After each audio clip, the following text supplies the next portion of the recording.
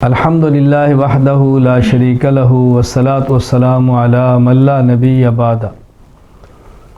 قربانی کے جانور کے گوشت کو خود کھانا، رشتہ داروں کو دینا، دوست احباب کو دینا، غرباء کو دینا ٹھیک ہے، لیکن اس جانور کے بعض اعضاء وہ ہیں کہ جن کا کھانا مکروہ ہے، نہیں کھانا چاہیے۔ وہ 7 اعضاء ہیں۔ مصنف عبدالرزاق میں روایت موجود ہے، السنن الکبریٰ للبیہقی میں روایت موجود ہے۔ حضرت مجاہد فرماتے ہیں کان رسول اللہ صلی اللہ علیہ وسلم یکرہ من الشاة 7 الدم والحیاء والانثیین والغد والذکر والمسانۃ والمرارۃ، کہ رسول اکرم صلی اللہ علیہ وسلم نے 7 اعضاء کو کھانا ناپسند فرمایا ہے۔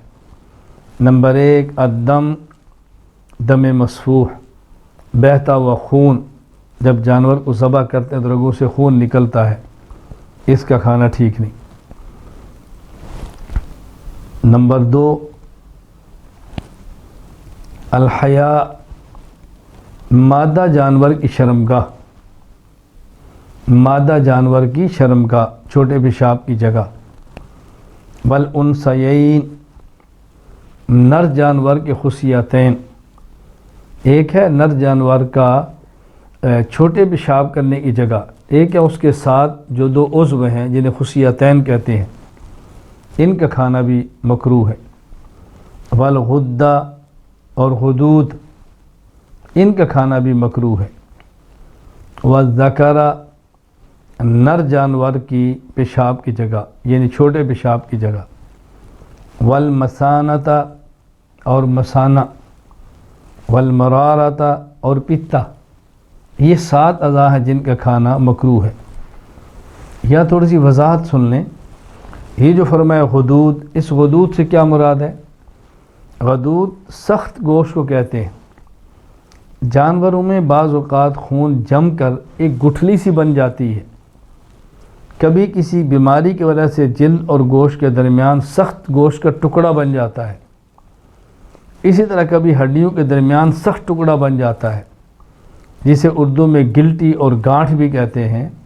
اس کے ارد گرد کبھی چربی بھی ہوتی ہے، تو یہ ہے گٹھلی جسے غدود کہتے ہیں۔ یعنی غدود جانور میں کوئی خاص جگہ نہیں ہے کہ خاص جگہ کو آپ غدود کہیں، بلکہ وہ سخت گوشت ہے جو خون کے جمنے سے ہو، بیماری کی وجہ سے ہو، کسی اور وجہ سے ہو، اس کا کھانا مکروہ ہے۔ مسانہ، یہ پیشاب جمع ہونے کی تھیلی ہے اندر، اس کا کھانا، چھوٹا پیشاب۔ پتا، یہ جگر کے نیچے ایک چھوٹی سی تھیلی ہے جس میں کڑوا سب پانی مائع یہ جمع ہوتا ہے۔ دم مسفوح، اس کا تو قرآن کریم صاف حرمت علیکم المیتۃ والدم، صاف ہے دم مسفوح۔